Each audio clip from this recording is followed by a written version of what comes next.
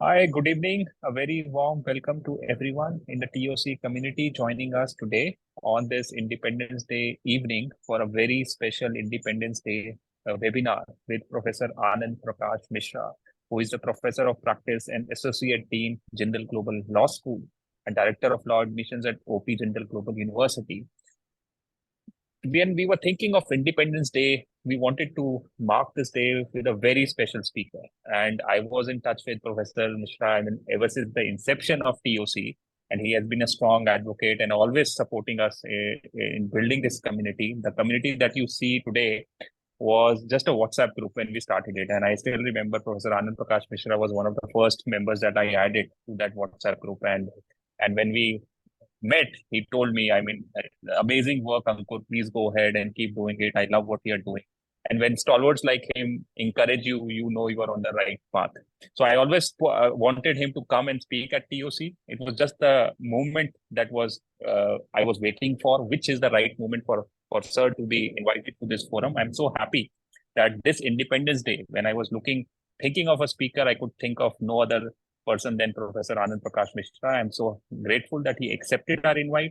For those of us who know Professor Anand Prakash Mishra, and I have had the honor of knowing him since 2016. I still remember when I was working with Ashoka University, I went to OP Jindal Global University for a campus tour, and I met him in his office. And I still remember the conversation I had. I asked him one question. I said, Sir, what is the vision of Jindal Global Law School? Why are you doing what you do? And that line stuck with me. You know what line he spoke to me? He said, we are building this law school for the nation. Ankur, whatever we are doing, Professor Dr. C. Rajkumar, I am doing, it is for the country. And I have met hundreds of university professionals, admissions and outreach. Nobody had given me that answer till that day. And it has stuck with me. The thought process, the vision of building something which is large and giving it back to the country. And post that 2018, I started working with Jindal. I had the honor of again working with Sir, not very closely because he was heading the law school. I was heading the liberal arts school and the outreach. But we stuck a chord, and I always respected him. He always encouraged me to do the best for the university and the institution. And I'm so grateful to have his guidance and mentorship with me as we build TOC forward. I also have in me, I think Harsh is here. And since Harsh has been, we discussed Professor Mishra a couple of times when I met him one-to-one, and he had really high things to say about Professor Mishra. So, and I'm so happy that he could make it today. So I would love Harshvardhan Tiwari ji, who is the Director of Law School at GD Goenka University in Gurugram. I think it's best that you also, Harsh, speak a few words because you have worked closely with Professor Mishra in the law school, Jindal Global Law School. So your association with Professor Mishra and how will you introduce this amazing personality? Thank you so much, Ankur, and good evening, sir. And I would introduce him in couple of lines. They speak a lot about him. He has inspired generations like mine, just like Sachin Tendulkar. He is absolutely cool as MS Dhoni. Yes. And in terms of memory, I can say he's Mycross if you have ever watched Suits. Yes. In terms of humility, you would never find, you will find only one comparison, and that will be Atal Bihari Vajpayee. In terms of hardworking and working 24/7 to what is the real cost, he stands none other than to, if I may say, our Prime Minister, Modi ji. And above all, he's a great human being. He's a person I personally have been mentored by him, and he has given almost everything while teaching, while mentoring, while telling everything about. And the person and in last world, which I will say, he's just like a coach, Rahul Dravid. Yes. So he looks into the minute details. He takes up mentees. He tries to teach them. He tries to spend as much time as possible. And I think without his contribution, a lot of people who are working in outreach admissions at that stage at what they are. To me, he's a mentor. To me, he's somebody who I look up to. And to everybody else who is at my generation level, it is just like we all in terms of memory, he's Mycross, but for all of us, he is Harvey Specter, and some of us think ourselves to be Mycross. So in all these sense, I say that this is a brilliant place. And this is a brilliant day, the Independence Day. We have heard our Prime Minister for 90 minutes in the morning. And what absolute delight to hear Professor Anand Prakash Mishra this evening. And this will be a perfect end to the Independence Day. And now would not waste much more and just want to hear him say something. So, Thank you, Harsh, for that lovely introduction. Professor Anand, welcome to the yes. I mean, event, sir. both of you were so generous, and to some extent, I will say, I mean, it's too much. I'm also like all of you, and exactly like each one of you who have joined here as an admissions outreach professional, apart from being a lawyer and a law professor who has taught courses here and in the past in other places as well. For the last 12 years, I'm at Jindal Global Law School. And first and foremost, I'm really delighted about this community, this TOC, and this initiative of Ankur and his other co-founder. When I first came to know about it, the first thing which actually came to my mind is never ever the outreach professionals try to collaborate and learn from each other, or try to join together in one group, in one community. Rather, they worked only for their own organizations, and they were mostly, I will say, competitors and not friends and supporters and inspiring and helping each others. So this community proved that despite people are working for different organizations, different universities, different kind of setups, or even various schools and colleges and even foreign universities, but they all can combine together and become one community and help each other, can learn from each other. And that's how I see TOC as a unique institution and unique organization in Indian context. I actually never came across this kind of group, this kind of community in the past. Today's topic is very interesting. Law education, its future, and particularly the opportunities as well as challenges. So I want to keep this session interactive, and I would like to answer the questions of every member of this small group. And I'm really thankful that you all have found time on a holiday on 15th August. And this is actually the most important day of our nation. This is the 77th Independence Day. And when it comes to legal education, I can tell you in 1947, we did not have a single law school in the sense what law schools and law departments and legal education is as of now today.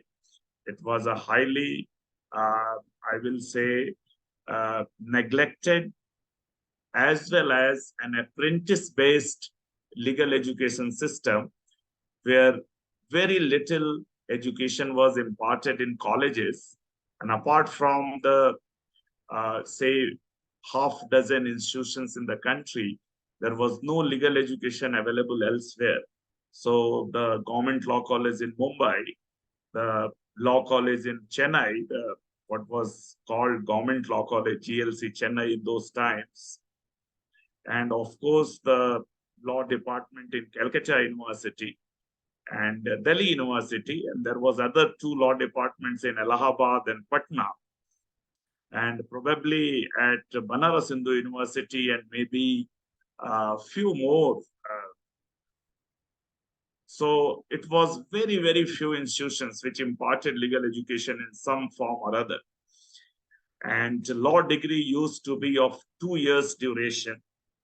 And the remaining education happened in the courts, where the senior lawyers used to teach the junior lawyers in the court and the court craft and everything.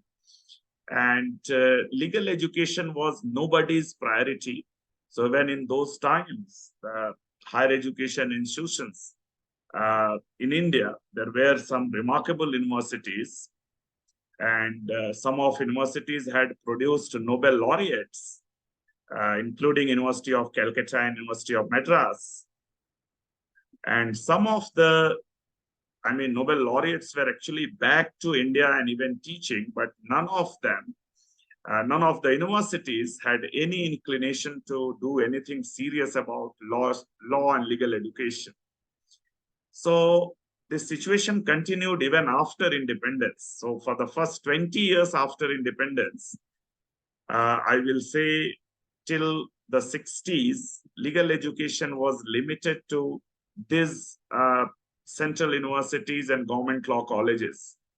And it was only in mid-60s when University of Delhi for the first time set up a committee led by then Supreme Court Judge, Justice Gajendra Gadkar.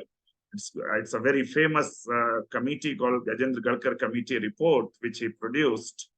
And in those times, the vice chancellors used to, in a way, employ the Supreme Court judges to help them reform legal education, to help them,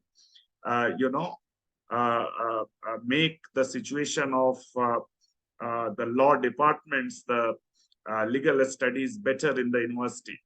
And in 1966-67, for the first time, a 3-year LLB program was started in India at Delhi University, and it was a semester-wise program. So semester system was also introduced.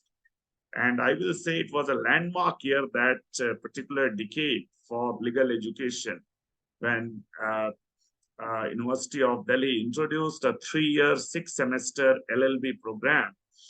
And it also followed the Harvard Law School case law method of study, case law method of teaching, and borrowed heavily from what Harvard Law School does while teaching law, not through the statutes or not through the legal provisions, but through case laws, through decided judgments of the Supreme Court. And University of Delhi followed the same thing. And that was a remarkable development. Needless to say, the second phase of, I will say, experiment as well as success in legal education came with National Law School of India, University, Bangalore, in the year 1987, when for the first time, 5-year law program was introduced. And it was a professor from Delhi University, Professor Menon from Campus Law Center, who decided to approach the Bar Council of India as well as the government of Karnataka, led by a very able chief minister as well as a lawyer, who encouraged and got the approval done for setting up India's first national law school in Bangalore. For next 20-30 years, India witnessed growth of law schools, and newer law schools were started.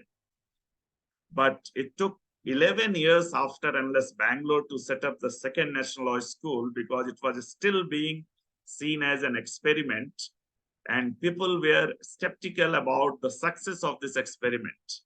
So it took another 11 years. So second national law school, which came up in form of NLIU Bhopal and Nalsar Hyderabad almost together in 97-98. And then NUGS Kolkata was set up in the year 2000.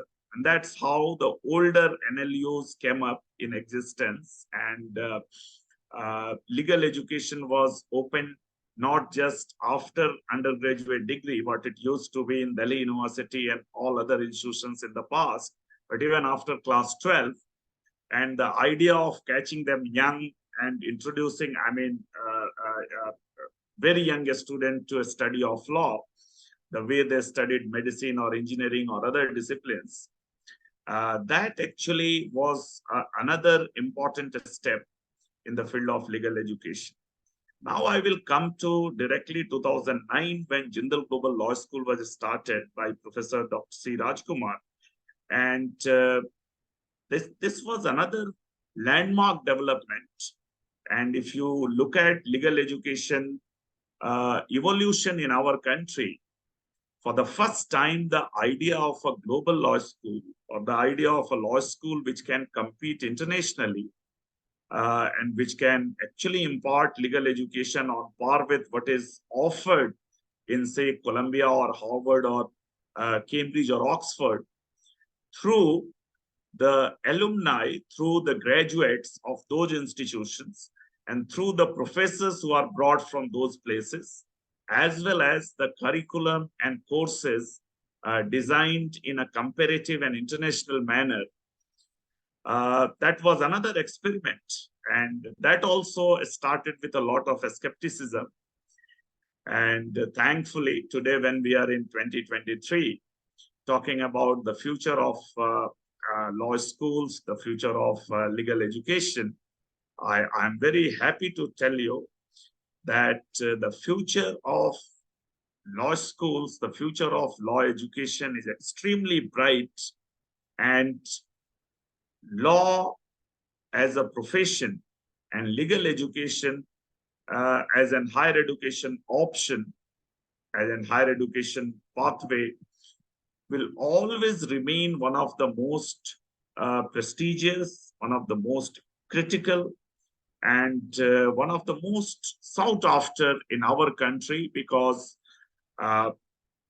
with the passage of time, more development happens in the country. Because even in 1947, when we started, there were established law schools like the Oxford Law Faculty and Cambridge Law Faculty, very equally prestigious what they are today. There is no change. The Harvard Law School and Yale Law School and Columbia and many other institutions, they were as prestigious in 1947 as they are in 2023. So the only difference is now we have institutions in India who for the first time are going to compete with them and going to be on par with the finest in the world. So first and foremost, if I look at the future of law education, the first thing which comes to my mind is internationalization. And internationalization of legal education and law school is one thing, but more importantly, internationalization of legal profession, which is which is happening now and which is going to happen in a bigger way in, say, next few decades. And by internationalization, I mean at Jindal Global Law School, I used to see a lot of our students who are now graduating from Jindal and actually moving to universities around the world. And it's not limited to the US and UK and Canada. It even covers Australia and Singapore and New Zealand and Germany and almost entire, Europe. And even I find some of them exploring those countries which were nowhere on the mind of, I will say, law aspirants in our country ever. So internationalization is the first and foremost, I will say, a thing which is going to happen in the legal profession. And this includes a lot of Indian law graduates who are being trained, being taught in Indian law schools. They are going to become global workforce. They are going to become lawyers in more than one jurisdiction. They are going to work, they study in India, but they are going to study abroad. They are going to be trained in more than, say, one or two or even three countries. I have seen our graduates at Jindal who have membership of the bar of not just India, but at least 100 plus of them who have qualified New York bar and California bar exam in last 5 years. So every year when New York bar exam results come, I used to see some 12 of Jindal graduates, whoever based in New York or pursuing an LLM, they all qualified. The same thing with California bar. The same thing happening in Canada, where some 25 or 30 of our graduates are now members of the Ontario bar. The same thing is happening in UK, where maybe more than 50 or 60 of our graduates are working as lawyers in the UK. But more strangely, I found our graduates who are working as lawyers in Germany, in Japan. I mean, interestingly, one student I found who is working in a Japanese law firm. There are students who are in China. One of our early graduates who went on a full scholarship to Zhejiang University in China for an LLM actually pursued a PhD. Now, there are graduates who have explored other countries as well. Many of them are in the UAE, in Middle East countries. And for the first time, this is happening in legal profession, that Indian law graduates are aspiring legal careers internationally. So that is the first, I will say, the future of law school, the future of legal profession is internationalization. You have to study law in an international and comparative perspective, and you have to aspire to become an international lawyer if you want to actually become successful in the legal field. And that is something which is last 20 years. And even at national law schools, I could see a lot of graduates from NLS Bangalore and Nalsar and NLU Delhi, the leading national law schools, are also building their careers internationally. And actually, they are now international lawyers in their own way. Even I think many of members of this community must have taken note of Bar Council of India allowing foreign law firms to set up offices in India.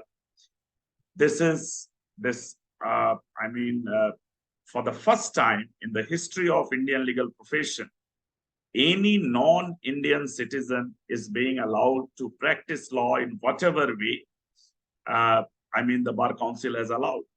This is going to further, I will say, increase in the future, and more lawyers from one jurisdiction are going to move to other jurisdiction. And this multi-jurisdictional legal practice, multi-jurisdictional legal profession is going to emerge out of this. Because still India is very, very small if I look at the international legal services market. And the size of the market, many people estimate it around $1,000 billion in terms of total revenue, total size of the legal services market in the world. And you'll be surprised to know the Indian contribution or Indian share is not even $2 billion out of that $1,000 billion. Almost 50% of the international legal services market is captured by the United States. Another 25% by the UK and European countries. And in remaining 25%, China has a major share, and India is just not even 1% of that. So this is what I will say the future is. But when you ask about the challenges and opportunities, Ankur, because your topic includes challenges, the major challenge in India is the mediocrity of law schools. India has 1,700 law colleges, but it's difficult to find even 17 of them, even 1% of them, which could be on par with the international law schools. Out of 1,700, we cannot find 17.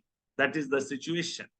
So majority of law schools focus only on the domestic law and domestic practice. They are not capable to offer the education and training which is needed to produce international lawyers, which is needed to develop young people to aspire international legal careers and international legal profession. So we need to actually work on in our legal education front to be part of this very, very competitive international legal practice, and to be a part of or to have a good share of international legal markets.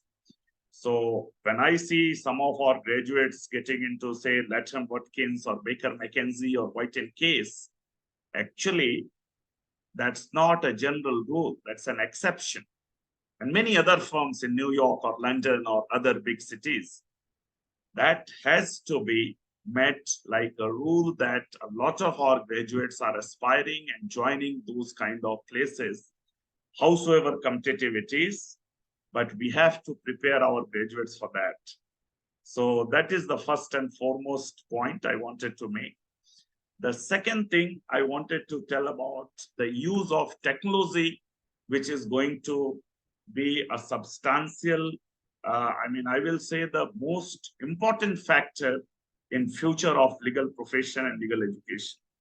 Technology was never that important in the past, but you can see the way artificial intelligence and machine learning and robotics and all this impacting almost every walk of life, more so the legal profession as well. So majority of the law firms doing all those contract reviews and a lot of work which could be, which was earlier done by lawyers, is going to shift to artificial intelligence enabled systems. And that is another development which is going to happen. Use of technology in law, and that is why technology is going to play an important role. Our courts have to be, in a way, tech-enabled. The way our Chief Justice is promoting technology in legal profession. Recently, I heard he asked, I think, some of the senior advocates to not come with any papers, but with their iPads and everything in soft copies. And in some way, it's an hint that the future is going to be paperless. The future is going to be technology-driven in courts. And we actually witnessed this when there was a COVID situation for 2 years, more than 2 years. The virtual court system emerged, and almost all the proceedings. Today, you can watch the Supreme Court proceedings and most of the High Court proceedings online. Even any common citizen can watch the entire proceedings without paying any fee, without any hindrance, and it's all justice being accessible, and in a way, I will say, it could be seen by anyone what is happening in the courtroom. This was not there earlier. So technology is going to play the most important role in the future. The third thing which I wanted to say is law will not just remain law for the purpose of practice or judiciary or legal profession. Law as a stream of studies, law as an education, higher education option, is the new liberal arts. So in old times, the way people studied a BA degree, if you passed your class 12 and you don't know what to do a BA. BA became like a first degree. Today, if I look at all the available undergraduate options in the country, a law degree, particularly a 5-year law program after class 12, or the way we have introduced even BA Legal Studies program at Jindal Global Law School, a BA law program, they are going to be like a new liberal arts degree. You get armed with good legal knowledge. You get armed with good exposure to law. And then you do whatever you want. You are not just trained to become a lawyer or a judge, but you are also trained to become a good negotiator, a good businessman, a good entrepreneur, a good novelist, a good author, a good researcher. You can run a think tank, you can set up or be part of a non-governmental organization, intergovernmental organization. and you are actually trained and taught in ways that you are almost suitable to do anything out in this world, maybe except becoming a doctor or a dental surgeon or something which requires that kind of knowledge. You can be part of the public service, the civil service, or even the government in various capacities, or even you can become a full-time politician. But if you are armed with a law degree, if you are armed with the legal education, you are always in a superior place vis-a-vis others, because the legal education today empowers students in that way. It uh, improves your analytical abilities, your even public speaking skills, your writing and research abilities. In various ways, it prepares you for life. So law is the new liberal arts, in my view. And believe it or not, that's the reason why, if I look at the number of students aspiring to study law, in the year 2005, it was just 5,000 students who used to take National Law School Bangalore entrance exam. Only 5,000 students. And today, more than 50,000 students aspire to study law by taking the CLAT exam and many other exams. Actually, the numbers reached even up to 80,000 in one particular year, when number of applications, if I look at. So that means 80,000 students from, say, 5,000 who aspired to study at India's #1 law school. So that's a marked development. Even if I look at the first CLAT, there were less than 10,000 takers in 2008. And so that's another major development which has happened. Law is now being seen as one of the most valuable first degree to attain. And it's like a new BA, the new liberal arts program in the country. And students are actually exploring various other things other than legal practice and judiciary, what it used to be. The next thing I will say, before I invite questions, I just want to conclude two more points. So in legal profession, the future of law, why I said it's extremely bright, because apart from courtrooms in the government, in judiciary, as well as in regulatory bodies, law is going to take the lead. It has already taken the lead in some way. And the regulation is going to become critical for functioning of corporate and business world. So you might see today we have highly empowered institutions like Securities Exchange Board of India, the SEBI, or Insurance Regulatory Development Authority, the IRDA, or the Competition Commission of India, the CCI. And then there are several other regulators, several new tribunals which are coming up. And almost in every field, you will find there are specialized tribunals, specialized agencies, specialized bodies which require legal experts coming up. So if you look at even, hardcore government functions, like in defense, you will find armed forces tribunals. In service matters, you look at the central administrative tribunals. For income tax and others, there are income tax tribunals. There are exclusive tribunals for custom, excise, for other matters, for GST and all. So the legal profession will not just be limited to the court system, but it's going to be with the regulators in a big way. And in courts as well, we have major challenge, the kind of pendency we have in our courts. We have 5 crore cases pending. After earlier it was 3.5 crore. After the COVID, it has crossed 5 crores. And we have hardly 20,000 judicial officers in our country. So at one point of time, we have to double the size of our judiciary to at least marginally reduce the pendency in the courts. And that means adding another 20,000 people to the judicial workforce.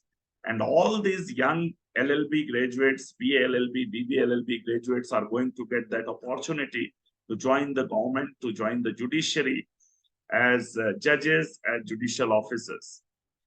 So this is the fourth, I will say, important area where law has a bright future. And the last, I will say, is the way lawyers are becoming important in academia and research. I mean, academic field has never been very, very lucrative in our country, unfortunately. But if I look at the way Jindal Global Law School and our university has attracted young people to teach and research and be part of higher education ecosystem, we have more than 550 faculty members full-time in the law school now. And many of them are young people, young graduates of Jindal Global Law School as well. They have graduated from law schools around the country. Almost every national law school graduate is serving in our faculty. And with some law schools, there are more than a dozen of them. But if you look at their profiles, they all went to universities like Oxford or Cambridge or King's College London or LSE, or the universities in the US like Columbia or NYU or other places, and came back and chose academia and research as their lifelong careers. The same thing will happen in think tanks, and even the government is going to hire them for their services in various departments. Government is also setting up a lot of think tanks, a lot of projects where these experts are needed to help the government. And many ministries of the government have set up think tanks. Ministry of Commerce think tank, there is one. You can see international trade law. There is a center which is also run by one of our former faculty members. So this is going to increase in the future. So academia and research will also thrive in the coming years. And therefore, I believe the future of law education is extremely bright. The only, I will say, challenge to it, what I see is we have to end this mediocrity. We have to end this culture of approvals of a large number of colleges. I had written an article many years back where I found some 300 law colleges were approved by 3 universities in Western UP, namely Agra, Meerut, and Kanpur. These 3 universities had approved 300 law colleges.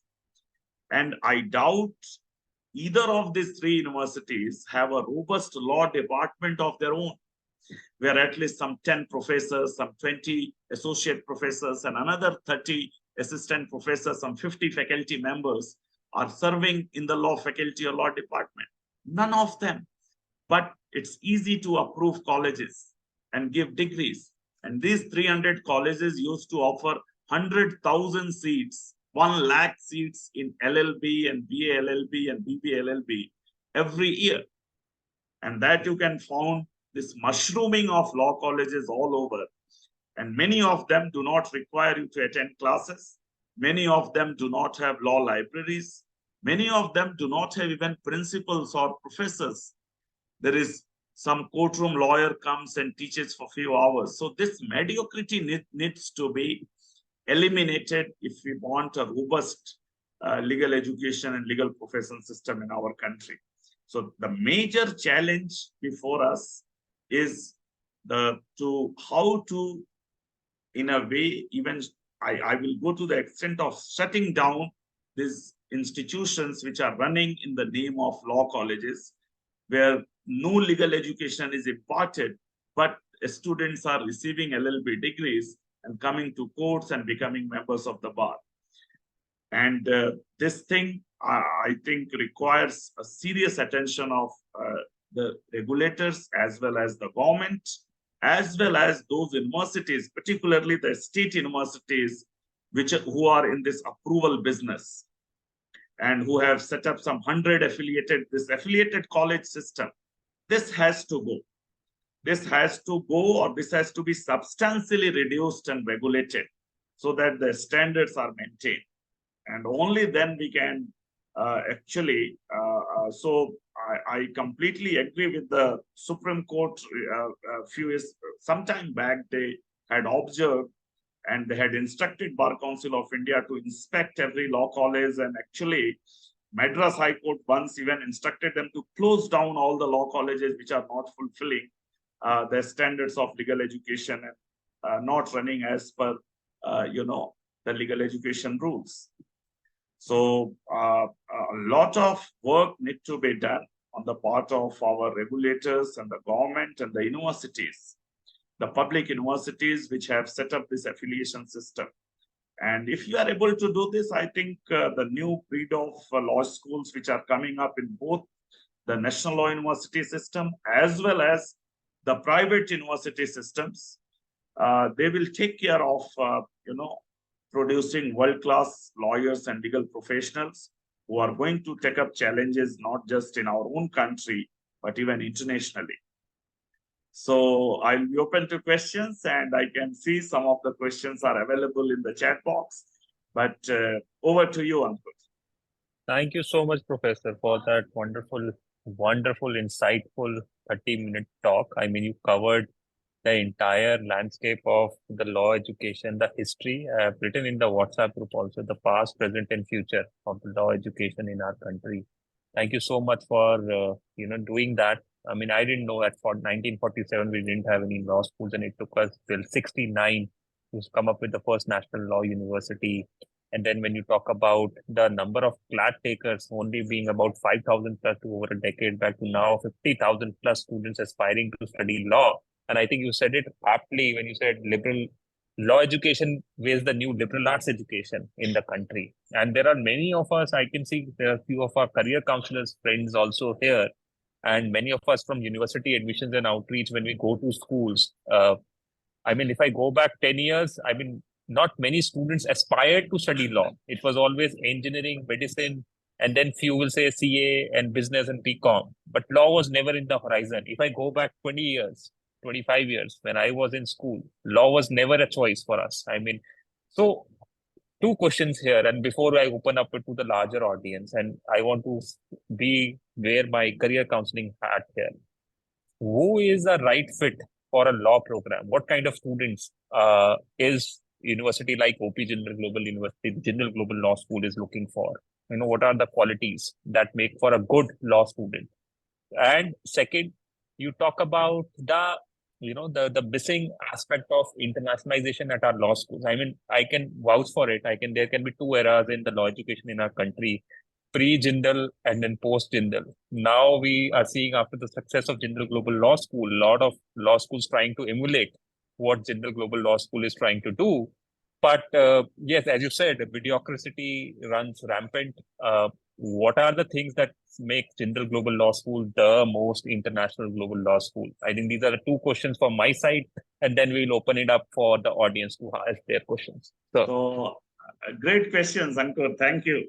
So the first thing, the kind of students who should study law, I believe there is no barrier to join the study of law. Unless you are challenged in language or logic. These are two skills which I believe any student who is good in languages, and particularly English language, because that is the language of law, and logic and reasoning.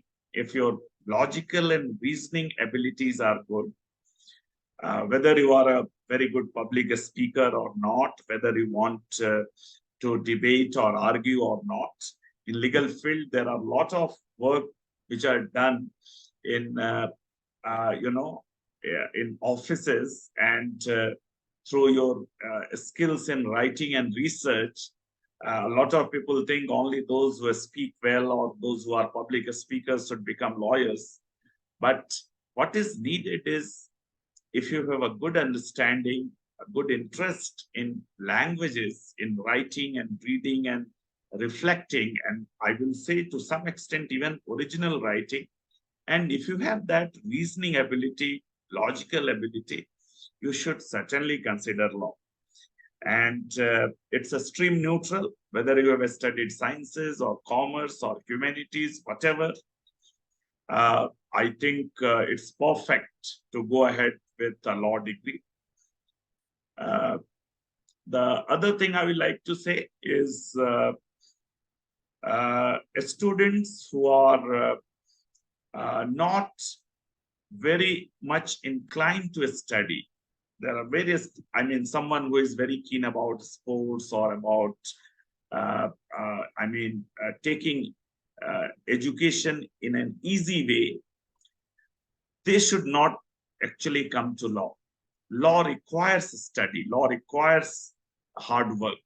It's a profession of hard work. So education also is a lot of hard work. You have to be a good reader. You have to be a good writer. You have to write. You have to read. You have to research. There is no, escape to it. So you have to be genuinely a good student who wants to learn. And I think if this basic minimum requirement is fulfilled, then you should take the CLAT and LSAT and, all the CUET, all these entrance exams, and go ahead with studying law. Amazing. Second question, Amazing.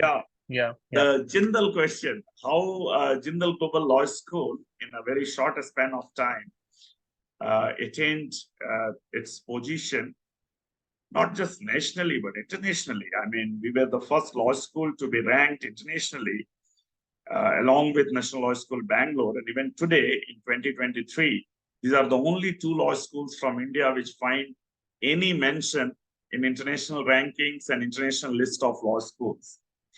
So the most important factor is the law school's decision to invest in the faculty. Faculty is the main, I will say, it's not the wonderful campus, the buildings, the infrastructure, the facilities, the good food and everything. The investment in faculty, what I have seen, many private universities, many institutions, they will invest in buildings, in campuses. They will invest in putting large newspaper ads, a full page ad in the Times of India or Hindustan Times or Education Times. They will invest in hoardings and doing all those stuff to attract students and all those things. But they will not invest in faculty members. They will not try to recruit high quality faculty members and retain them by providing good service conditions. The tragedy of even private higher education sector in our country is it never invests in the faculty. It invests in every other thing, but not the faculty. Jindal did absolutely opposite. You will rarely find any advertisement of our university anywhere in the newspapers or elsewhere. But the faculty members are all, you won't believe, I mean, Ankur is aware, but for this audience, our Vice Chancellor and the team travels to Boston and New York every year, as well as in London and University of Oxford campus to recruit faculty members. Those who are pursuing PhD in Oxford and Cambridge, those who are pursuing, completed their masters, those who are interested in coming back and teaching, that kind of, I will say, investment is done in recruiting faculty members from world's top institutions. So faculty is the key reason what made Jindal Global Law School what it is today. And certainly it's just the beginning. We are only 14-year-old, and it's 30th September 2009. The law school started and the university started. So it may be probably the youngest law school ever in the history of legal and higher education to break into top 100 law schools of the world. if you look at the top 100 law school list, most of them are 100, 200, 300, or even 800-year-old institutions. We are just 13-year-old institutions. When we're 10-year-old, we broke into the global rankings. And in the year 2020 rankings, we were put in 101 to 150 category for the first time. And NLS Bangalore was 151 to 200 category. And now we have broken into top 100 for last 3 years consecutively. So I think that's a remarkable development. And it's, the next goal I find for the next 5 years or so is to get into top 50 law schools in the world, and also to attract a lot of students from international, markets, from the foreign countries to study at Jindal Global Law School. Amazing. And you say we're just starting out, and you're already, one of this messaged in the chat, it's just 14 years, you have such phenomenal growth. Only we all can assume that the future is going to be more bright and successful for Jindal, and the university, the law school is going to bring more laurel for the country. Now Jindal is also an institution of eminence, which is given to only 10 private universities in the country, and amazing growth. I was there. I have the honor of working with Professor Anand Mishra and Professor Dr. C. Rajkumar, the founding vice chancellor. When he says the team travels every year to recruit faculty, I know for a fact, the kind of importance that the university gives to hiring the brightest of the brightest minds and make them come to India. Imagine getting a guy from Boston or New York to rural Sonipat. And Professor Raj used to still, when I talk to him, I've always been amazed by his vision of bringing people from all over the world to Sonipat, of all places. When us in Delhi NCR also say Sonipat mein kaun jayega, but you go there once and you see the entire world is there in that campus. So amazing, sir. Thank you so much for sharing that. I will now open the floor to questions. I know there were questions in the chat box that people wanted to ask. Puneet, you were the first ones to type in your questions. Puneet, you are here. You can ask a question live because it's a small cohort that we are talking to. Thank you so much, Ankur. Yeah. Thank you so much, Professor Sir. We have heard a lot about OP Jindal and the university from Ankur. He's been talking a lot. He's worked. He's enjoyed working there. So it's really a pleasure to hear you. My question, anyways, was on data protection law, but Harsh has already given a small comment on that, so that is okay with me, sir. Just a simple thank you. Thank you. It was really nice to hear from you completely about the law, as Ankur said, past and future, and the huge gap, and about NSU Bangalore also.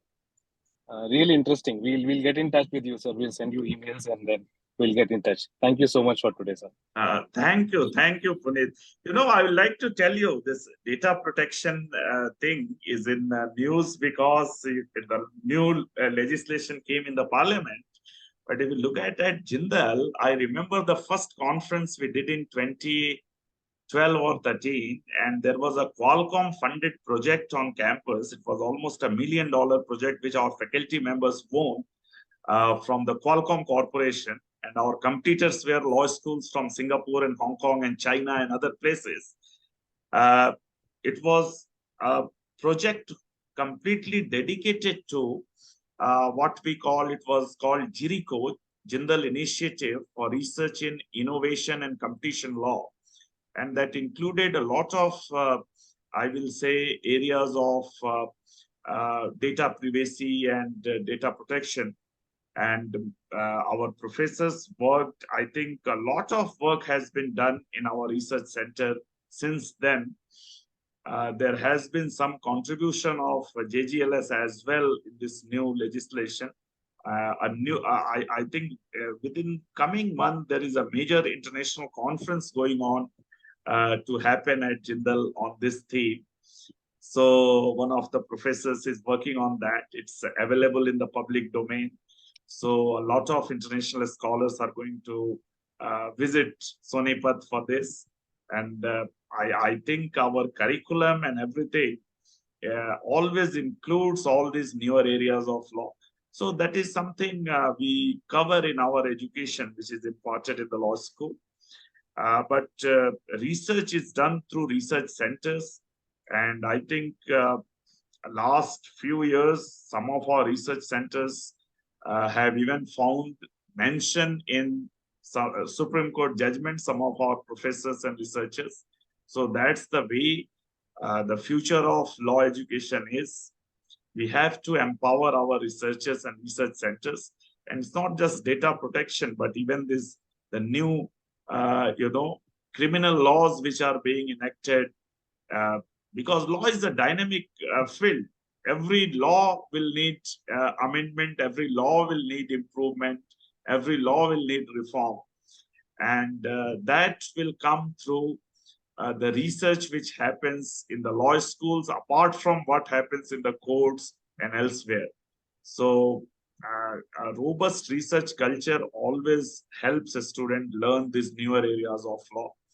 So I can assure from our, because having a large faculty also helps. If you look at JGLS, you'll find at least 12 people who are having expert knowledge in this privacy and data protection and related areas of law.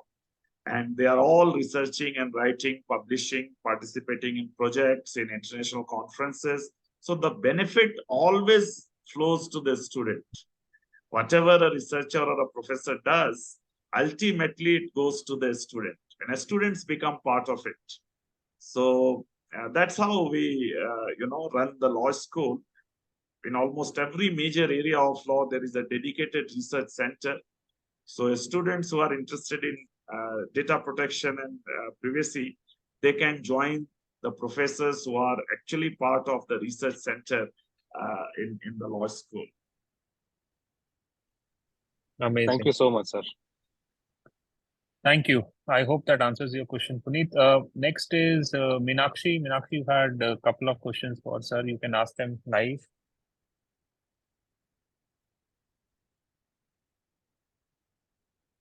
Okay, I don't think Meenakshi is going to ask them live. I'll ask them for you. She has mentioned it in the chat box. Internationalization of particularly law education is very complex and seems difficult to achieve.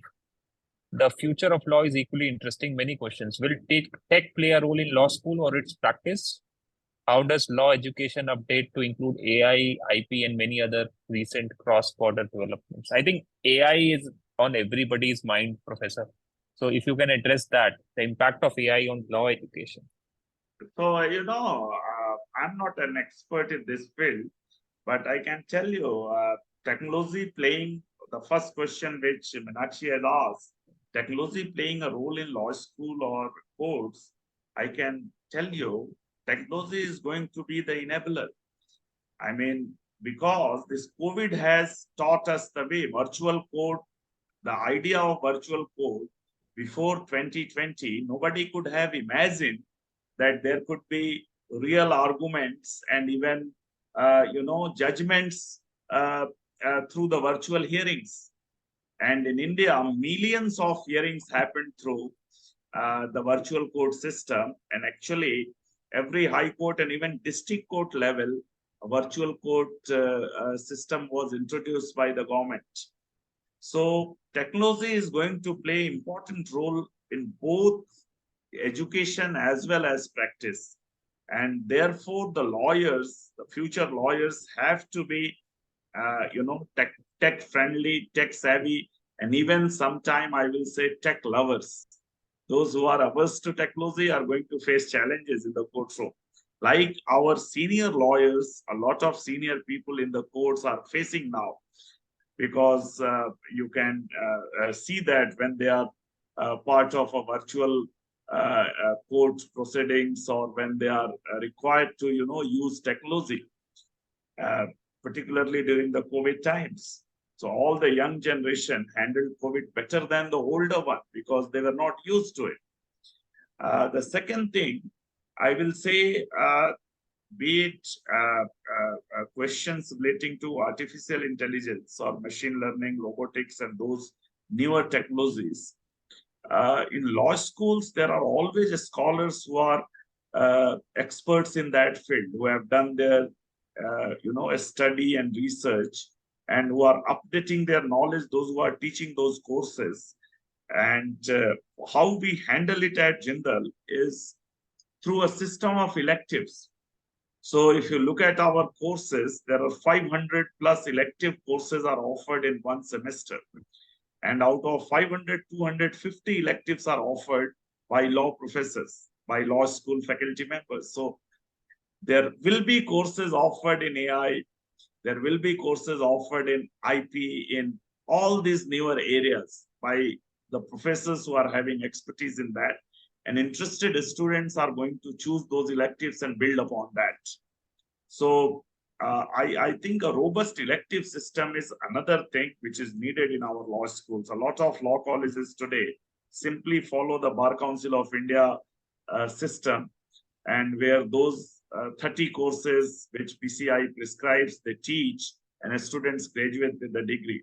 It's high time that we have to make legal education interdisciplinary and multidisciplinary by introducing a robust elective system, not just from law subjects, but also introducing diverse other areas. Lawyers need to study finance, need to study management, need to study history and sociology and political science and philosophy and logic. And that is possible only through the elective system. So I think the law schools like us, we are handling this newer areas, teaching of these newer areas in this way. Amazing, sir. Thank you so much for that elaborate answer. And Meenakshi has mentioned in the chat that she understood your answer. Thank you so much. One of the questions we had also asked audience to send in their pre-registered questions, and one of the interesting questions that I see there from the pre-registered questions is, your advice for a lot of lawyers who are becoming first generation lawyers who do not have any family member background in lawyers. What is your advice to them? I mean, if you are a first generation student, you are the first in your family to come and do law. And there have been some students who have also spoken to me over the years and said, "Sir, मेरी family में तो कभी कोई lawyer रहा नहीं, तो अभी हम जा रहे हैं. So will I have any problems in the field?" So very, very good question, Ankur. I will like to tell you now 60 to 70% of students who are coming to law schools are first generation lawyers. Gone are the days till the year 2000, I will say, majority of students came from lawyers' family. So either their parents were in legal field, or their grandparents, or their even great-grandparents, sometimes relatives, nana or mama, inspired by families. Now 60 to 70% of students who are coming to law are first generation people. A lot of, if you look at the way in the profession, the new senior advocates are getting designated. The new lawyers who are becoming partners in law firms. A lot of lawyers who are general counsels in big companies, or those who are building robust practices, majority of them coming from first generation. So this generation thing was relevant till the year 2000 or maybe up to 2010. Now it's almost irrelevant, whatever background you come from. And law is also not just limited to litigation, where a background helps, or whether you have a set of clients, or already you are having some dockets with you that is going to help you because your father or grandfather had that kind of practice. Now it's a completely different profession. The profession doesn't, I mean, certainly there is some advantage, there is certain benefit to those who are having lawyers in the family, but that in no way stops any first generation lawyer to succeed in the field. It doesn't, I mean, you'll find, I know a lot of lawyers now in Delhi High Court and the Supreme Court were all first generation, and then they rose to become additional solicitor generals and even designated senior advocates in the courts without any background. So it's the same thing I will say about the women in law. Earlier it used to be that law is not a good profession for women. And I can tell you with my experience now, this year, 60% of the students who joined our law school were girl students. If you look at any of the judicial academy where judges are being trained, you simply go to Delhi Judicial Academy or maybe Chandigarh, Punjab and Haryana Judicial Academy. 50% of the officers being trained are lawyers, or maybe more than that. So in future, the entire judiciary, the challenge, we have not got even first woman chief justice in this country. I mean, we are expecting that in 2027 we are going to have the first woman chief justice in Justice B.V. Nagaratna, who was a convocation speaker in our law school a few weeks back. But in the future is going to be led by women lawyers and women judges. In judiciary, I can see it very much visible. The way number of girls choosing to study law, and the way they are competing and getting selected in the judicial exams, and also getting in the firms and companies. And so law is now an absolutely gender neutral field. And it has become a very, very lucrative and good profession for women, unlike what it used to be in the past. So both these notions of having a family member in legal profession, or having challenges being faced by first generation lawyers or women lawyers, these both are going to be, already these notions are broken, but they are going to be eliminated in this decade for sure. By 2030, I don't think there will be any such notion that if you have a family member in profession, you are going to excel.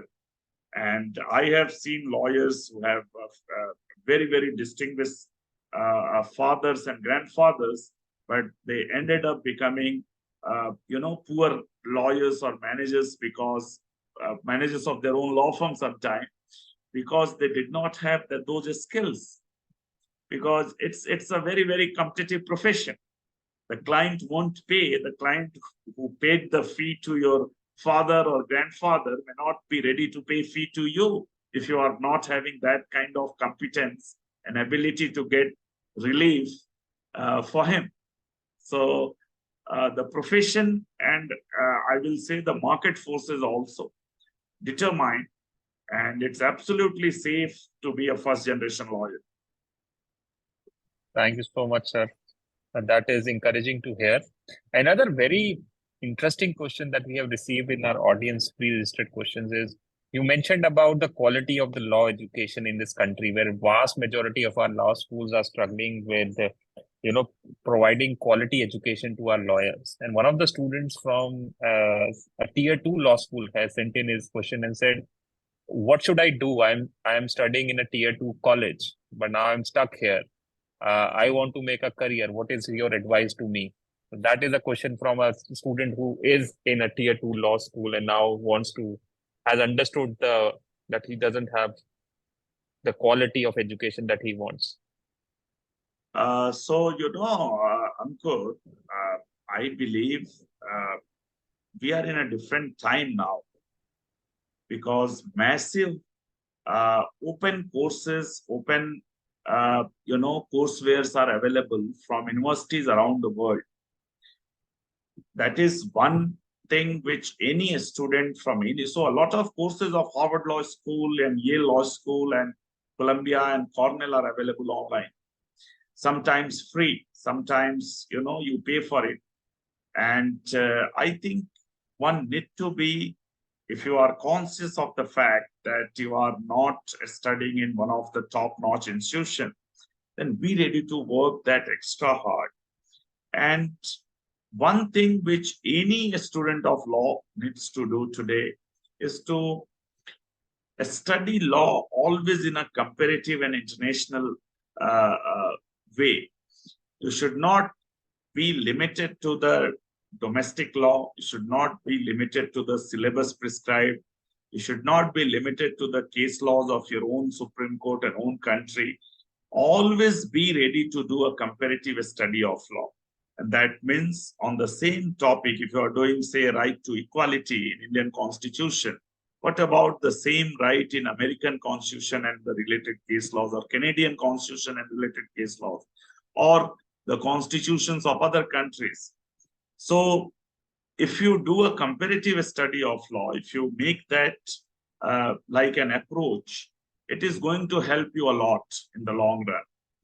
You will be much evolved and also a more, I will say, learned in a way, vis-a-vis others who have only focused on the curriculum or syllabus or the domestic, what we call the Bare Act and the judgments of your own courts, the Indian Supreme Court, and that is what most of the law students study. So a comparative study of law is needed. The other thing I will say, you will find a lot of even judges in the Supreme Court who come from extremely humble law colleges.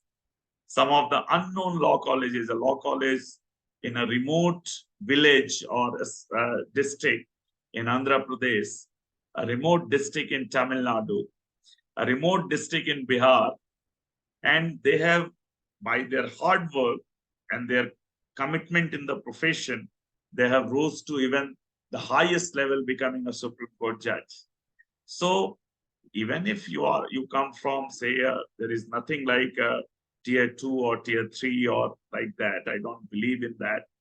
As for a student, you always understand that you can learn something from your professor in the class.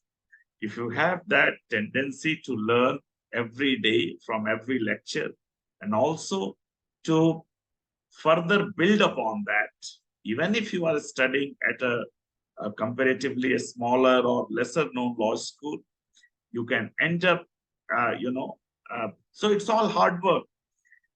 Law is not like, say, nuclear physics or,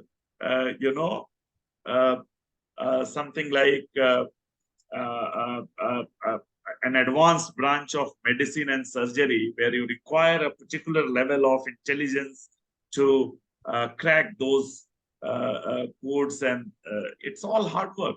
So if you are ready to work hard, you will be better than those who are studying in the #1 law school but not working hard. So it's not that those who are studying in the top-notch law school, all of them are going to succeed. Agreed. Absolutely. I think best piece of advice for any law student. I mean, if you are ready to work hard, I think you're said it right, Professor. It's not nuclear physics. I mean, you just have to put in the hard work every day. Read, write, research. I mean, and then present your argument. Be logical. I think absolutely wonderful advice, sir. Another thing that I want to ask is, I mean, on behalf of the career counselors who are here and who will watch this recording on YouTube, the general assumption for the mass audience, which is not really into law education, is that, pursuing a law, you can become two people. One is a lawyer or a judge.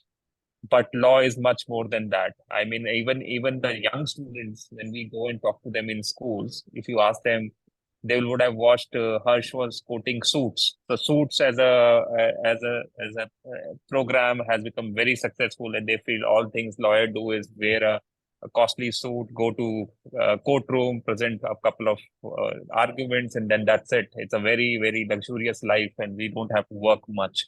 But having worked with you and seen Jindal Global Law School, I know the amount of efforts that are required to be put in before presenting your case to a judge.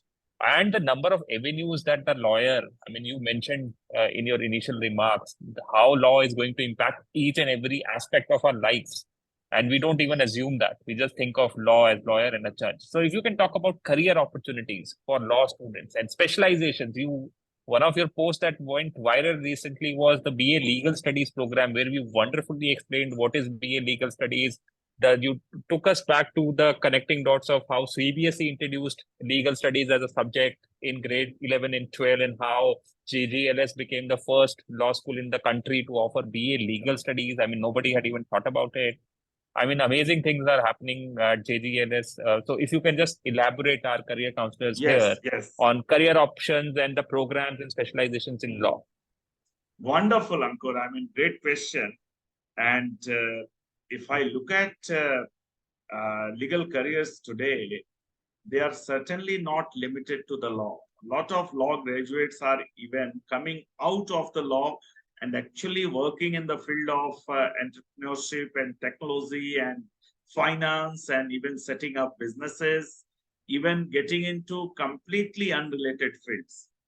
At the same time, why a BA program, a 3-year BA program, which was started by us in 2020, today it has become a success. More than 200 students are studying this program this year, and another 500 have already, I mean, they are in, part of the previous years. 167 graduated this year, the first batch. The reason being, a study of law in older times, or from public, I will say the popular parlance, it was always limited to courtroom. And that's never the case with legal studies. And BA program actually gives you a good knowledge of law, but doesn't force you to become a courtroom lawyer or a judge. It gives you a good academic background, good skills in law, but then it opens the whole world for you. So some of our BA Legal Studies graduates decided to drop law and study management after that. So they are actually going to pursue MBA degrees in some institutions. Some of them actually decided to go abroad and explore other avenues, studying international relations or public policy or something. Even, I mean, one student I met was very curious about studying design. So after BA in law, she wanted to study a bachelor's in design in a US university. So wanted to combine law and design, but in no way she wanted to become a lawyer here in India. And that is why she dropped 3-year LLB. So I think the diversity in legal careers from, I mean, of course, the courtrooms will remain important place for lawyers to go. But the way the General Counsel's office is assuming importance in Indian companies, the way these legal counsels in corporates are have become an important force, which was not earlier. And even the way lawyers are needed in multiple organizations. You'll find even in NASA administration in the US, a lot of JD graduates, those who have studied law, but they are running the space agency in the United States. They are part of the administration of NASA. We can't imagine that in ISRO in India. You won't find lawyers in ISRO. It's only scientists. So those things are going to come in India as well. Today, from Reserve Bank of India to, say, I mean, from banking sector to even tech companies, to TCS and Wipro and Cognizant, all big tech companies, and Facebook and Google and Apple, our graduates are working in all these companies which I named. Graduates from Jindal Global Law School, I know them personally, who are working in Apple and I mean the company which owns Apple, and even there is one graduate who has studied in a Stanford Law School, is part of the legal team of Wikipedia, and in the United States is part of a small legal team which is handling all the legal issues relating to the Wiki Foundation, which runs Wikipedia and all. And he was actually exploring to hire some interns from JGLS who can work with him in San Francisco in his legal team. So the profession is evolving beyond anybody's imagination, and lawyers are being needed everywhere. So I think an LLB degree in future will not just remain the only thing needed to become a good legal professional. People with other qualifications in law and not even as destined to become an advocate or a judge, they are also going to be part of legal profession in big way. You'll find a lot of IP firms, the intellectual property firms, recruiting scientists and technology-based people to work in the law firms. So it's all multidisciplinary. And that is why the law schools also need to be multidisciplinary that way. Absolutely. Thank you so much, sir, for again an elaborate answer. And you have said it right. 99% of these opportunities are missed by laymen like us. Who are just thinking about lawyer and a judge. But now with the opportunities arising from, as you mentioned, from Apple to NASA to maybe as the Indian economy grows and more and more multinational companies and more and more opportunities come into our country.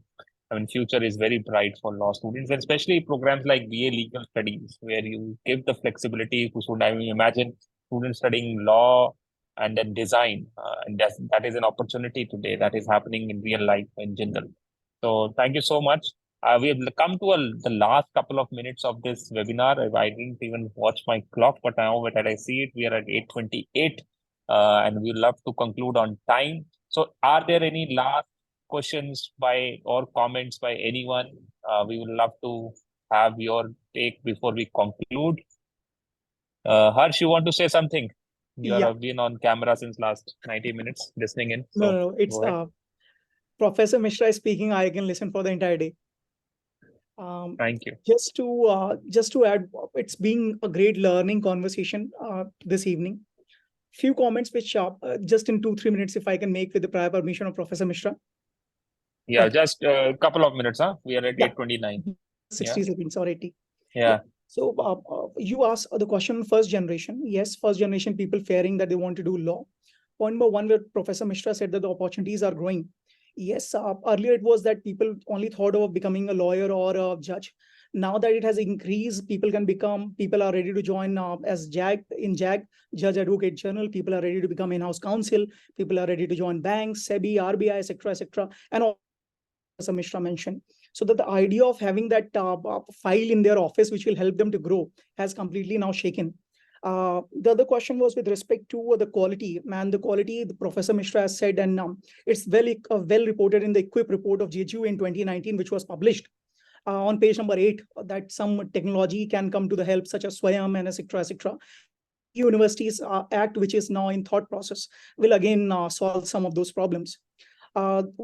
Mishra mentioned as a challenge was the mediocre law college. And Professor Mishra wrote years back, I have written this year on 31st January 2023. And it was about just as environmental impact assessment is there. If you look into Environment Protection Act 1986. So it looks into if some project has to be started, you have to look into the impact of that project. Nowadays, we see a lot of law schools getting started without even calculating legal education impact assessment. So I think that can be looked into the picture by Bar Council of India or the Government of India, that before giving some permission to a law school to start it, there should be an impact assessment into that picture. So I think these are some of the comments of which I wanted to make. So much, Professor Mishra, and it was such an insightful lecture, I will say so. And thank you, Ankitji, for providing us with the opportunity. Thank you so much, Harsh, for that wonderful final comments on this webinar. I'm sure in the kind of discussion we had, and hearing Professor Mishra was an eye-opening. I'm not a law background student. I do not have much understanding of law as a profession, but these 90 minutes have given me definitely a better understanding of law as a career, as a program, as a profession than what I was probably 90 minutes back. Thank you, Professor Anand Prakash Mishra. It's such an honor on behalf of the Thank you, Outreach Ankur, for Collective. inviting me. And it's all your, I will say, initiative, which brought me and which will bring many more people in the future. And I wish Thank you so all the much. very best for the TOC and Thank you. for every member of TOC and the great work you are doing. Thank you, sir. On behalf of the Outreach Collective, on behalf of both the co-founders, me and Bhakti, I mean, we are grateful to you for taking time out and addressing the audience. This recording will be available on our YouTube channel. I'll share the link with you as well. And as I said in my initial remarks, our YouTube channels have now become like a podcast for admissions and outreach professionals. So I'm sure we'll have much more bigger audience reaching out to this webinar over the years. Thank you so much for making this possible, sir. And thank you so much for all of us in the TOC for making time out on this Independence Day evening. As Professor said, on a holiday evening, for you to take time out and be here for the last 90 minutes with us means a lot. And that is why we started TOC, because we understood that there is a deep hunger. And when Professor said, I mean, there was no platform that was encouraging collaboration within the admissions and outreach professional. This is what both me and Bhakti thought, that we need one platform to bring together stalwarts like Professor Mishra and others. And then for us and admissions and outreach professionals to come together and learn from them and network with each other and grow with each other. And that's the philosophy of the Outreach Collective.